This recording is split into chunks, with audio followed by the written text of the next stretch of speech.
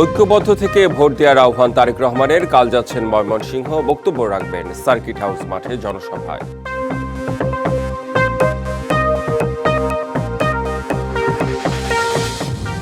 কুষ্টিয়ায় 11 দলীয় জোটের নির্বাচনী সভায় বক্তব্য রাখবেন জামায়াত আমির। এরপর মেহেরপুর, চুয়াডাঙ্গা, ঝিনাইদহে সমাবেশ।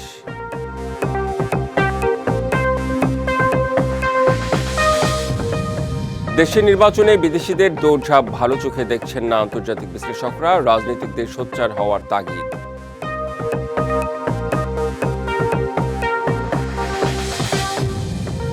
জুলাই অভ্যুত্থানে চানখারপুলে সংঘটিত মানবতা বিরোধী অপরাধ মামলার রায় আজ। আসামি ডিএমপির সাবেক কমিশনার হাবিব সহ 8।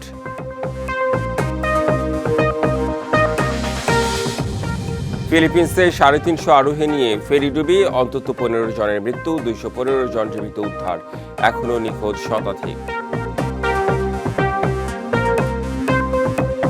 ক্ষমতায় গেলে নারায়ণগঞ্জে দুর্নীতি বন্ধ করবে বিএনপি। পাশাপাশি জেলার যুব সমাজকে প্রশিক্ষণের মাধ্যমে দেশে বিদেশে কর্মসংস্থানের ব্যবস্থা করা হবে। রবিবার রাতে নারায়ণগঞ্জের কাজপুরে নির্বাচনী জনসভায় এসব কথা বলেন বিএনপি চেয়ারম্যান তারেক রহমান। তিনি আরও বলেন, মা বোনদের নিরাপত্তা, ব্যবসায়ীদের সুরক্ষা এবং অপরাধীদের বিরুদ্ধে কঠোর আইনি ব্যবস্থাও নেওয়া হবে। ভোটারদের উদ্দেশ্যে তারেক রহমান বলেন, ষড়যন্ত্র মোকাবেলায় ঐক্যবদ্ধ থেকে 12 ফেব্রুয়ারি কেন্দ্রে গিয়ে ভোটাধিকার প্রয়োগ করতে হবে।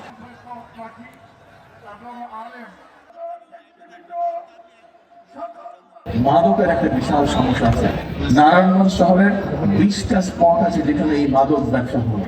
আমরা সেগুলোকে নিয়ন্ত্রণ করতে চাই, এই দুর্নীতিকে আমরা নিয়ন্ত্রণ করতে চাই। তরুণ এবং যুবক যারা আছে তাদের জন্য আমরা বিভিন্ন প্রশিক্ষণের মাধ্যমে, ভাষা শিক্ষার মাধ্যমে আমরা দেশে এবং বিদেশে তাদের কর্মসংস্থানের ব্যবস্থা করতে চাই। 2002 সালে ময়মনসিংহ সফর করেন বিএনপি চেয়ারম্যান তারেক রহমান। প্রায় 22 বছর পর আবারও ময়মনসিংহের মাটিতে পা রাখবেন তিনি। আগামীকাল স্থানীয় সার্কিট হাউস মাঠে ভাষণ দেবেন জনসভায়। তারেক রহমানের আগমন ঘিরে উৎসব মুখর গোটা জেলা, তৈরি হচ্ছে মঞ্চ। লাখো মানুষের সমাগমের প্রত্যাশা জেলা বিএনপির। ময়মনসিংহ সার্কিট হাউস মাঠ। মঙ্গলবার দুপুরে এই মাঠের জনসভায় বক্তব্য রাখবেন বিএনপি চেয়ারম্যান তারেক রহমান। দলীয় প্রধানের আগমন ঘিরে নিরাপত্তাকে সর্বোচ্চ গুরুত্ব দিয়ে চলছে বিএনপির সাংগঠনিক প্রস্তুতি। চেয়ারম্যানকে বরণ করার জন্য আমরা সর্বপ্রকার প্রস্তুতি গ্রহণ করছি। আমরা চাচ্ছি সার্কিট হাউসে ঐতিহাসিক একটি জনসভা করা, যেটা বিগত সময়ে সকল রেকর্ড ভঙ্গ হবে। যে কোনো কর্মসূচিকে বাস্তবায়ন করার জন্য আমাদের সর্বোচ্চ ত্যাগ দিয়ে, সর্বোচ্চ শ্রম দিয়ে আমরা সেই সফলতা বয়ে আনবো ইনশাল্লাহ। স্মরণকালের সবচেয়ে বড় জনসমাগমের লক্ষ্য জেলা বিএনপির।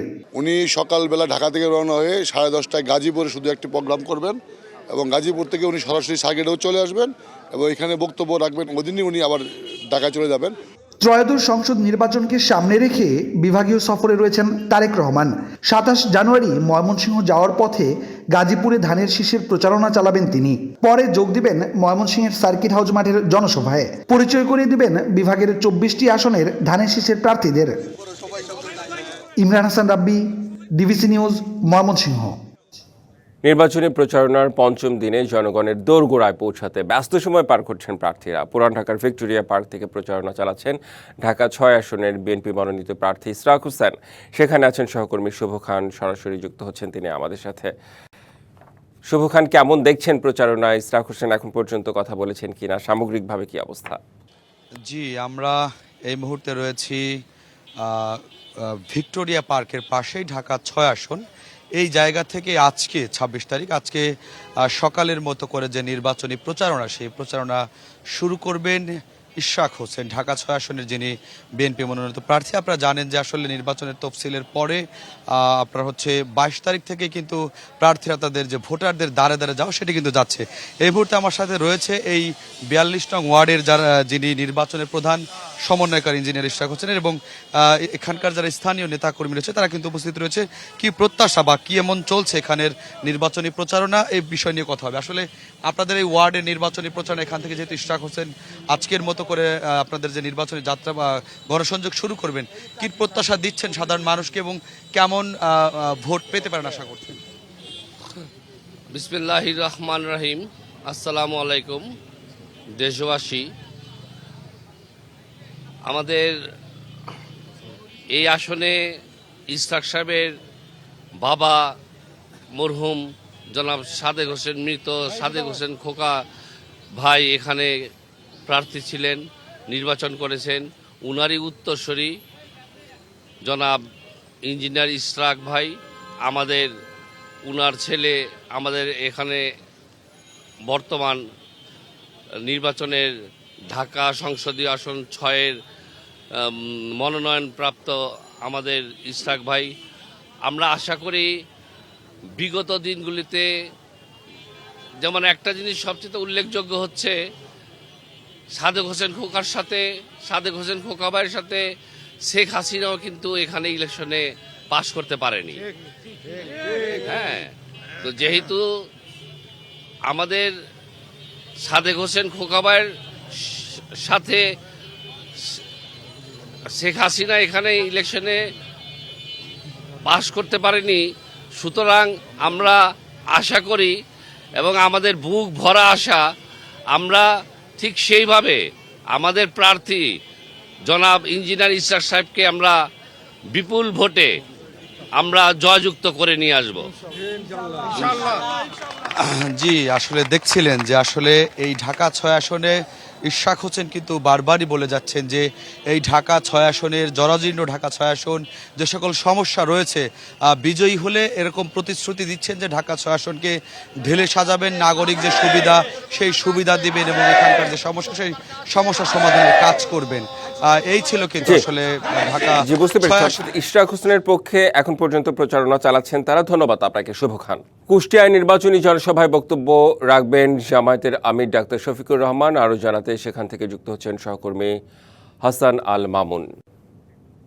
মামুন, কেমন দেখছেন নির্বাচনী জনসভার আয়োজন? জামায়াতের আমির কি এখন পর্যন্ত সমাবেশে যোগ দিয়েছেন কিনা জানতে চাই আপনার কাছে।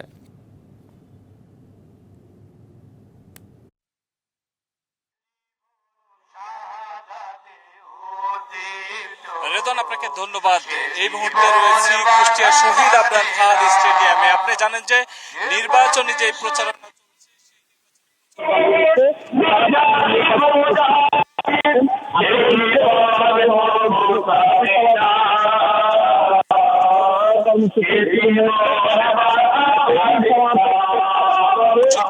হয়েছে, তারা এই সমাবেশ শেষ করার পরে ধাপে ধাপে মেহেরপুর, কুষ্টিয়া এবং ঝিনাইদহ জনসমাবেশের মধ্য দিয়ে তাদের আজকের দিনের কর্মসূচি শেষ করবেন। আমরা একটু বলতে চাই, আজকের এই জনসমাবেশের মঞ্চ থেকে যেসব নেতারা রয়েছেন 10 দলের, তারা বলছেন যে তাদের যে নির্বাচনী প্রচারণা চলছে কুষ্টিয়াতে, সেই নির্বাচনী প্রচারণায় অন্য দল বা বিশেষ একটি দল তাদের নির্বাচনী প্রচারণাতে হামলা করছেন, তাদের বাড়ি ঘরে হামলা করছেন, এমনটি তারা অভিযোগ করেছেন। আর আজকের এই জনসমাবেশে 10টায় বাংলাদেশে জামায়াত ইসলামীর আমির ডাক্তার শফিকুর রহমান কথা বলার কথা রয়েছে।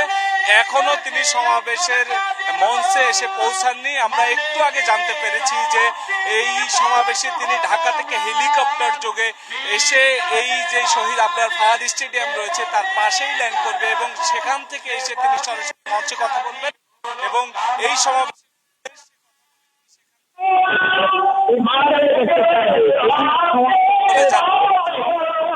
জানিয়ে রাখতে চাই যে এই সমাবেশের মঞ্চ থেকে তারা একটি যে অভিযোগ করছেন যে নির্বাচনী প্রচারণার অংশ হিসাবে কুষ্টিয়ার যেই আসনগুলো রয়েছে সেখানে তারা প্রচারণার কাজে অনেকটা বাধাগ্রস্ত হচ্ছেন, একটি দল তাদের উপর হামলা চালাচ্ছে, এমনটি তারা অভিযোগ করছেন।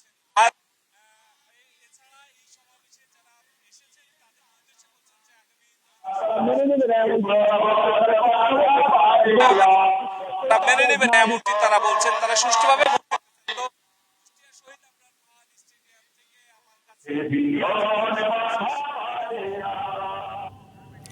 অর্থাৎ নেতাকর্মীর উপস্থিতি বেশ ভালো দেখতে পাচ্ছি এই মুহূর্তে। মামুন, জামায়াতের আমির যখন চলে আসবেন নিশ্চয়ই আমরা আবারও আপনার কাছে আমরা যাব এবং জামায়াতের আমির বক্তব্য শোনার চেষ্টা করব। ধন্যবাদ আপনাকে।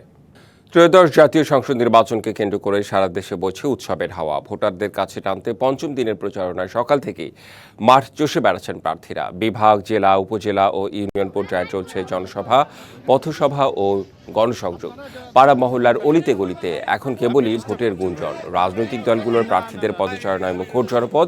সব প্রার্থী ভোটারের দুয়ারে গিয়ে দিচ্ছেন উন্নয়নের বিশদ প্রতিশ্রুতি। কর্মী সমর্থকদের সাথে নিয়ে সকাল থেকেই গণসংযোগ করছেন তারা। ভোটের পরিবেশ সুষ্ঠু ও উৎসব মুখর করে তুলতে সবার জন্য লেভেল প্লেইং ফিল্ড নিশ্চিতের দাবি প্রার্থীদের। দিন রাত সমান তালে জনসংযোগের কারণে ভোটারদের মধ্যেও আলোচনা ও আগ্রহ বাড়ছে নির্বাচন নিয়ে। ত্রয়োদশ জাতীয় সংসদ নির্বাচন ঘিরে উৎসাহের কমতি নেই ভোটারদের। সুষ্ঠু ভোটের মাধ্যমে বেছে নিতে চান পছন্দের প্রার্থীকে। এই নিয়ে আরও জানাতে ফরিদপুর থেকে যুক্ত হচ্ছেন সহকর্মী মাহবুবুল ইসলাম পিকুল। পিকুল, ভোটারদের প্রত্যাশা আসলে কি রকম? তারা কেমন প্রার্থী বেছে নেবেন, কি বলছেন তারা? জি রেদওয়ান, ত্রয়োদশ জাতীয় নির্বাচনকে কেন্দ্র করে কিন্তু ফরিদপুরের যারা প্রার্থী আছে তারা কিন্তু একেবারে একটি ভোট পাওয়ার আশায় কিন্তু একেবারে দাঁড়ে দাঁড়ে ঘুরছেন তাদের ঝুলিতে পাওয়ার জন্য। কেউ কাউকে ছাড়ছেন না, দিচ্ছেন নানা ধরনের প্রতিশ্রুতিতে। ফরিদপুরের উন্নয়ন সহ যারা নতুন ভোটার আছে তাদেরকে ঝুলিতে টানার জন্য দিচ্ছেন নানা ধরনের প্রতিশ্রুতি। আমি এই মুহূর্তে দাঁড়িয়ে আছি ফরিদপুর শহরের গোয়ালচামত এলাকায়। এখানে আমার সঙ্গে কিছু ভোটার আছে, একেবারে সাধারণ জনতা। আমি জানতে চাইবো যে তারা কী ধরনের প্রার্থী তারা বেছে নেবেন। তো আমি আমরা এমন একজন যোগ্য প্রার্থী চাই যে হবে সৎ, কর্মঠ, ভালো, যারা আমাদের মতো অসহায় শ্রমিকদের মতো মূল্যায়ন করবে, উন্নয়ন করবে। আমার সঙ্গে আরও একজন আছে, আমি তার কাছে জানবো কী ধরনের প্রার্থী আপনি চান। বিসমিল্লাহির রহমানির রহিম। আমরা ফরিদপুর শহরে এমন একজন প্রার্থী চাই যে ফরিদপুরকে উন্নয়নের ফুলঝুরি দিয়ে করতে পারবেন। আমরা বিগত দিনে দেখেছি, বিগত 15-16 বছর আমাদের ফরিদপুরে কোনো উন্নয়নের নামে হয়েছে লুটপাট। আমরা চাই ফরিদপুর এমন একজন প্রার্থী আসুক যে আমাদের ফরিদপুরের দুর্নীতিমুক্ত, সন্ত্রাসমুক্ত, চাঁদাবাজ মুক্ত সমাজ গড়তে পারবে। তাকে আমরা ভোট দিয়ে নির্বাচিত করব এবং আমাদের অবহেলিত শ্রমিক জনগোষ্ঠীর দিকে আমাদেরকে করবে, তাদেরকে আমরা নির্বাচিত করব বলে আশা করি। এমন একজন প্রার্থী আমরা চাই। আমি এরকম একটা সুযোগ চাই যে ভালো একটা প্রার্থী চাই, ভালো একটা লোক চাই আমরা আমাদের এই ফরিদপুর আসনে। এই দোয়া করি আমি। শুনছিলেন আপনি এখানকার যারা ভোটার, নতুন যে বাংলাদেশ ছাত্র যে ভূমিকা নিয়ে যে আজকে নতুন বাংলাদেশ তৈরি হয়েছিল, সেই বাংলাদেশের ছাত্রদের সাথে সমন্বয় করে কিন্তু এখানকার ভোটাররা কিন্তু এবার ভিন্ন চিত্রে তারা ভোট দিতে চাইছে। তারা বেছে শুনে এবং দেখে তারা ভোট দিতে চাইছে। এমন একটা প্রার্থীকে তারা ভোট দিতে চায় যে 17 বছর করে যে অবহেলিত ছিল, যেসব কোনো উন্নয়নের ছোঁয়া লাগেনি। তো এবারে যে ভোট হবে সেই ভোটটা কিন্তু এই এলাকায় মানুষের জন্য যারা উন্নয়ন করবে তা এবং ফরিদপুরের উন্নয়ন করবে, জনগণের দরিদ্রদের পাশে থাকবে, এমন প্রার্থী তারা বেছে নেবে। এই ছিল আমার কাছে সর্বশেষ। রেদওয়ান। জি, আপনাকে অনেক ধন্যবাদ যুক্ত হবার জন্য। ঠাকুরগাঁও নির্বাচনী জনসভায় বক্তব্য দিচ্ছেন বিএনপি মহাসচিব মির্জা ফখরুল ইসলাম আলমগীর। সরাসরি চলে যাচ্ছি সেখানে। আমরা ঠাকুরগাঁও থেকে ডাক পর্যন্ত কাজ শুরু করেছিলাম।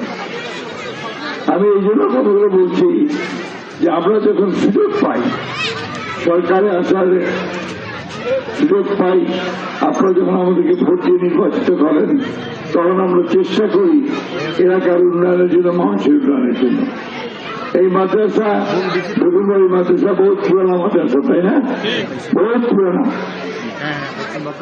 সেখানেও আমরা আসছি। আমার মনে পড়ে আমাদের তাদের বিখ্যাত আলেম মৌলানা তৌহিদুদ্দিন আহমেদ সাহেবের সঙ্গে এই এলাকাতে আমরা এখানে সন্ধ্যার সময় আমরা জনসভা করছি। মৌলানা তৌহিদুদ্দিন সাহেব আমাকে খুব ভালোবাসতেন, আদর করতেন, দোয়া করতেন আমার সামনে। বন্ধুগণ, আমরা আজকে এখানে আসছি আপনাদের সামনে আমাদের নির্বাচনের জন্যই। সামনে 12 তারিখে ভোট, এমপি ইলেকশন হবে, তাই না? আমাদের এখানে তো ভোট বলতে আমরা বুঝি চেয়ারম্যান ভোট আর এমপি ভোট, তাই না? চেয়ারম্যান ভোট, এমপি ভোট গত সরকারের আমাদের সবগুলো আগে ভাগে নিয়ে নিত। ভোটাররা ভোট দিতে পারত না। অনেকদিন পরে এবার আমাদের একটা সুযোগ আসছে ভোট দেওয়ার, তাই না? আমরা এই ফেব্রুয়ারি 12 তারিখে ভোট দিয়ে নতুন একজন এমপি প্রতিনিধি নির্বাচন করব। যে এমপি প্রতিনিধি আমাদের ভবিষ্যতের এই এলাকার উন্নয়ন কাজ এবং আপনার আইন তৈরি করবে, যে আইনগুলোর মধ্য দিয়ে আমরা একটা সুন্দর দেশ পাব। তো 15 বছর আমরা সেই সুযোগটা পাই, এবার আমরা সেই সুযোগ পাই। আমরা আশা করছি এবার আমরা নারী পুরুষ। সুনামগঞ্জের 1 ও 3 আসনে একক প্রার্থী দিতে ব্যর্থ হয়েছে জামায়াত নেতৃত্বাধীন 11 দলীয় জোট। দুই আসনে 5 প্রার্থীতে বিভক্ত হয়ে পড়ায় জোটের সমর্থক ও ভোটারদের মধ্যে দেখা দিয়েছে চরম বিভ্রান্তি। তবে ভোটের উৎসবে প্রচারের সরব এই 2 আসনের বিএনপির প্রার্থীরা নানা প্রতিশ্রুতিতে ভোটারদের মন জয়ের চেষ্টায় তারা।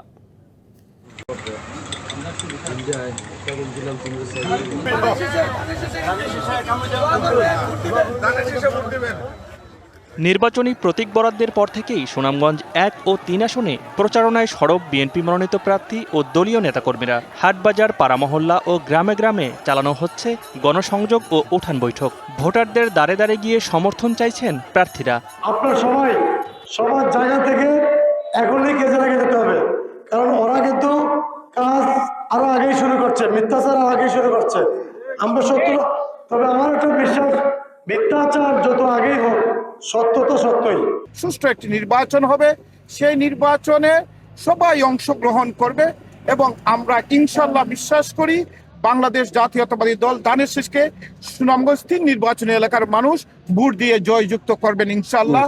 অন্যদিকে একক প্রার্থী নির্ধারণে ব্যর্থ হওয়ায় টালমাটাল অবস্থায় জামায়াতে ইসলামীর নেতৃত্বাধীন 11 দলীয় জোট। সুনামগঞ্জ 1 আসনে জোট থেকে বাংলাদেশ নিজামে ইসলামী পার্টির মাওলানা মোজাম্মিল হক তালুকদারকে প্রার্থী নির্ধারিত করলেও মাঠ ছাড়েননি জামায়াত প্রার্থী তোফায়েল আহমদ খান। আমি আমার দল এবং জোটের পক্ষ থেকে সমস্ত ভোটারবৃন্দুর কাছে আমার মার্কা, বই মার্কা, আমাকে ভোট দিয়ে নির্বাচিত করার ব্যর্থ হবেন। দাঁড়িপাল্লা নিয়ে আমরা ছিলাম, আমরা আছি, ইনশাআল্লাহ 12 তারিখে বিজয় নিয়ে আমরা করে ফিরব। অন্যদিকে সুনামগঞ্জ 3 আসনে একক প্রার্থী না দেয়ায় জোটের পক্ষে এখন পর্যন্ত মাঠে রয়েছেন বাংলাদেশ খেলাফত মজলিসের শাহিনুর পাশা চৌধুরী, এবি পার্টির সৈয়দ তালহা আলম এবং খেলাফত মজলিসের হাফেজ শেখ মোস্তাক আহমদ। প্রার্থিতা প্রত্যাহার করেছেন জামায়াতের ইয়াসিন খান। এদিকে 2টি আসনে ঐক্যের 5 প্রার্থী থাকায় জোটের মাঠ পর্যায়ের প্রচারণাও দুর্বল হয়ে পড়ছে। সমর্থকরা সিদ্ধান্তহীনতায় রয়েছেন কার পক্ষে চালাবেন প্রচারণা, আর ভোটাররাও আছেন বিভ্রান্তিতে। পুরনো ভোট দিব তারা নিশ্চয়তা করতে পারেন না। যোগ্য ব্যক্তি যারে মনে হবো আমরা তারে আমরা ভোটটা দিব। 3-4 জন প্রার্থী থাকা মানুষ বিভ্রান্ত চড়েছে, কাকে ভোট দেবে কাকে না। এই পরিস্থিতিতে সংগঠিত ও ধারাবাহিক প্রচারণায় বিএনপি এগিয়ে থাকলেও শেষ পর্যন্ত ভোটের হিসাব কোন দিকে যায় সেটি এখন দেখার বিষয়। DBC news desk. জুলাই গণঅভ্যুত্থানে 5ই আগস্ট রাজধানীর চানখারপুলে 6 জনকে গুলি করে হত্যার অভিযোগে দায়ের করা মানবতাবিরোধী অপরাধের মামলার রায় আজ দুপুরে আন্তর্জাতিক অপরাধ ট্রাইব্যুনাল 1-এ রায় ঘোষণা করা হবে। সাবেক ডিএমপি কমিশনার হাবিবুর রহমান সহ 8 পুলিশ সদস্যকে এই মামলায় আসামি করা হয়েছে। আসামিদের বিরুদ্ধে প্রসিকিউশনের অভিযোগ, 24-এর 5ই আগস্ট DMP commissioner Habibur Rahman wireless বার্তার মাধ্যমে আন্দোলনকারীদের লক্ষ্য করে গুলির নির্দেশ দেন। পরে পুলিশ সদস্যরা চাইনিজ রাইফেল ব্যবহার করে গুলি করে, যা প্রমাণে 19টি ভিডিও আদালতে জমা দেয় প্রসিকিউশন। গেল 20 জানুয়ারি এই মামলার রায় ঘোষণা হওয়ার কথা থাকলেও প্রস্তুত না হওয়ায় তারিখ পেছানো হয়। ছেলেগুলি শহীদ হয়েছে, সেই উদ্দেশ্য যাতে সাধিত হয়, ফিজিক্যালি হোক, যেভাবেই হোক, যারা সংশ্লিষ্ট প্রত্যেকের আমরা সর্বোচ্চ রায় চাই। প্রত্যেকটা আসামির যেন সর্বোচ্চ শাস্তি হয়, বিচার হয় এবং আগামী ভবিষ্যৎ যারা সরকার গঠন করবে এরা যেন আর স্বৈরশাসক হয়ে না উঠতে পারে। ত্রয়োদশ জাতীয় নির্বাচনের প্রচারণায় ব্যস্ত প্রার্থীরা। এই মুহূর্তে আমাদের সাথে সহকর্মী সানিয়া আহমেদ যুক্ত হবেন, কথা বলবো তার সাথে। সানিয়া আহমেদ, এই মুহূর্তে আপনি কোথায় আছেন, কোন প্রচারণায় আছেন জানাবেন আমাদের, দেখতে চাই একটু প্রচারণা। ঢাকা নয়েশের অন্তর্ভুক্ত মাদার টেক এলাকায় মুহূর্তে আমি রয়েছি। এখানে একজন স্বতন্ত্র প্রার্থী রয়েছে, স্বতন্ত্র প্রার্থী তাসনিম যারা রয়েছেন, আমরা তার সাথে ছিলাম। তারা দেখছি তিনি জনসংযোগ করছেন, মানুষের দ্বারে দ্বারে যাচ্ছেন, তিনি কথা বলছেন। আমরা যদি তার সাথে একটু কথা বলি, সরাসরি তাকে একটু নিতে চাই আমরা। একজন প্রার্থীর সাথে আমরা কথা বলবো। আপনার কেমন অন্য প্রার্থীরা নির্বাচনী আচরণ?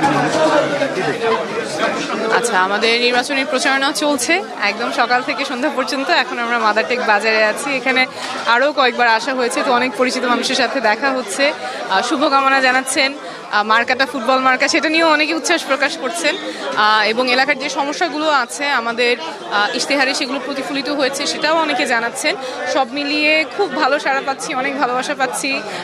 এই যে একটু আগেই বলছিলেন যে উনি আধা ঘন্টা ধরে দাঁড়িয়ে আছেন দেখার জন্য, আসলে এরকম ভালোবাসা পাওয়া অনেক বড় প্রাপ্তি। আর আমরা প্রচারণা চালিয়ে যাচ্ছি। কোনো রকমের অন্য আপনার প্রতিদ্বন্দ্বী প্রার্থী যারা রয়েছেন তাদের কাছ থেকে কোনো রকমের তাদের আচরণবিধি ভঙ্গ করছেন কিনা, একই রকমের আপনার কোনো নিরাপত্তার শঙ্কা রয়েছে কিনা?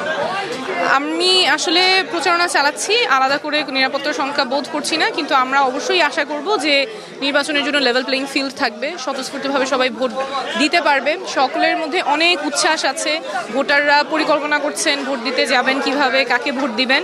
তো আমাদের অবশ্যই আশা থাকে সুষ্ঠু নির্বাচন হবে, এবং কারো কারোর মধ্যে আমরা সংখ্যা দেখেছি যে ভোটটা দিতে পারবেন কিনা, সুষ্ঠুভাবে হবে কিনা, এই সংখ্যাটা দূর করতে হবে যাতে সবাই স্বতঃস্ফূর্তভাবে সুষ্ঠুভাবে নির্বাচনে অংশগ্রহণ করতে পারেন। শুধুমাত্র প্রার্থীদের জন্য না, আমাদের ভোটারদের জন্য তো নিরাপত্তা নিশ্চিত করতে হবে, নাহলে তো ওনারা ভোট কেন্দ্রে নিরাপদে যে যাবেন, স্বতঃস্ফূর্তভাবে ভোট দিবেন, সেই জায়গায় যাতে কোনো অন্তরায় তৈরি না হয়, সেজন্য আমাদের সুষ্ঠু লেভেল প্লেইং ফিল্ড সকলের জন্য তৈরি করতে হবে। জি, ধন্যবাদ আপনাকে। আমরা শুনছিলাম স্বতন্ত্র প্রার্থী তাসনিম যারা আমাদের সাথে কথা বলছিলেন। তিনি বিভিন্ন এলাকায় ঘুরছেন এবং ভোটারদের সাথে জনসংযোগ করছেন, এবং সে যেটি আমাদেরকে জানালো যে তার এলাকার যে ভোটাররা রয়েছে তাকে আশ্বস্ত করছেন তাকে ভোট দেবেন। এরকমই তো একটি উৎসব মুখর পরিবেশে ঢাকা ৯ আসনের প্রচারণা চলছে। এই ছিল আমার কাছে সর্বশেষ। জামায়াতের সাথে বন্ধুত্ব চাওয়া অথবা নির্বাচন সামনে রেখে নতুন করে বিদেশি কূটনীতিকদের দৌড়ঝাঁপকে ভালো চোখে দেখছেন না আন্তর্জাতিক সম্পর্ক ও রাজনৈতিক বিশ্লেষকরা। তারা মনে করেন এ ধরনের তৎপরতা আরেকটি দেশের নির্বাচন প্রভাবিত করতে চাওয়ার প্রবণতা। বিদেশি কূটনীতিকদের এ ধরনের তৎপরতা রাজনীতিকদেরই রুখে দেওয়া উচিত বলে মনে করেন বিশ্লেষকরা। 22শে জানুয়ারি বাংলাদেশ নিয়ে গুরুত্বপূর্ণ এক প্রতিবেদন করে ওয়াশিংটন পোস্ট। এতে বলা হয় 24শে রাজনৈতিক পট পরিবর্তন এবং ছাত্র রাজনীতিতে প্রভাব বৃদ্ধির প্রেক্ষাপটে ওয়াশিংটন এখন জামায়াতকে অন্যতম গুরুত্বপূর্ণ অংশীদার বিবেচনা করছে। মার্কিন কূটনীতিকদের ধারণা আগামী নির্বাচনে বড় ধরনের সাফল্য পেতে পারে জামায়াত। এই পরিবর্তনকে ইতিবাচক হিসেবে দেখে দলটির সঙ্গে ঘনিষ্ঠ যোগাযোগ বা বন্ধুত্ব স্থাপনের ইঙ্গিত দিচ্ছে যুক্তরাষ্ট্র। ঢাকায় 5 নারী সাংবাদিকের সঙ্গে অফ দ্য রেকর্ড আলাপচারিতায় এসব কথা বলেন মার্কিন এক কূটনীতিক। এরই মধ্যে কুমিল্লায় এক জনসভায় জামাতের এক নেতা দাবি করেন ক্ষমতায় আসতে ভারতের সাথে চুক্তি করেছে বিএনপি। আমরা যে নির্বাচন দেখব সেটি অতীতের ব্যর্থ নির্বাচনগুলিরই পুনরাবৃত্তি করবে। রাজনীতিতে বিদেশ টেনে আনা সবসময়ই এদেশের জন্য ক্ষতিকর বলে উল্লেখ করেন আন্তর্জাতিক সম্পর্ক বিশ্লেষকরা। তবে যুক্তরাষ্ট্রের জন্য এ ধরনের ঘটনা নতুন নয় বলেই মনে করেন তারা। আমেরিকার পক্ষে এই ধরনের কথা বলা বা এক ধরনের প্যাট্রোনাইজিং ভাব, এবং আমি জানি সব কিছু তোমরা কিছু জানো না, ল্যাঙ্গুয়েজ তো ওরকম ছিল।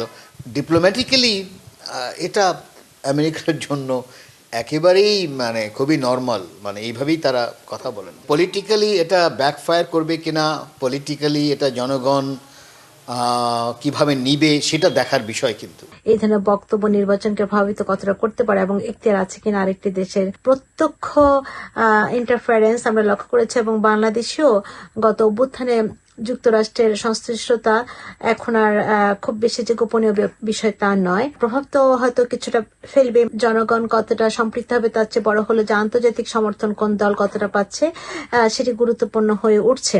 জনগণকে এ বিষয়ে সচেতন হওয়ার পরামর্শ তাদের। জনগণ যথেষ্ট সচেতন, সে তার বিবেচনায় এটাকে সে চিন্তা ভাবনা করবে। ইশরাত জাহান উর্মি, ডিবিসি নিউজ, ঢাকা। মাঘের মাঝামাঝি শীতের তীব্রতা কিছুটা কমলেও রাত যত গভীর হয় শীতের অনুভূতিও তত তীব্র হচ্ছে। দিনে তাপমাত্রা বেশি, রাতে কম। এই তারতম্যে ছড়িয়ে পড়ছে অসুখ বিসুখ। চুয়াডাঙ্গায় তাপমাত্রা কিছুটা বাড়লেও গত 3 দিন ধরে আবারও শীতের তীব্রতা অনুভূত হচ্ছে। সকাল থেকে সূর্যের দেখা মিললেও উত্তরের হিম বাতাসে শীতের তীব্রতা বেশি অনুভূত হচ্ছে। সবচেয়ে বেশি ভোগান্তিতে পড়েছেন খেটে খাওয়া দিনমজুর ও ছিন্নমূল মানুষ। ব্যাহত হচ্ছে কৃষিকাজ। জেলায় আজ সর্বনিম্ন তাপমাত্রা রেকর্ড করা হয় 11.9 ডিগ্রি সেলসিয়াস। এ সময় বাতাসের আর্দ্রতা ছিল 93%। এদিকে উত্তরের জেলার ঠাকুরগাঁওয়ে আজ সর্বনিম্ন তাপমাত্রা রেকর্ড করা হয়েছে 13 ডিগ্রি সেলসিয়াস।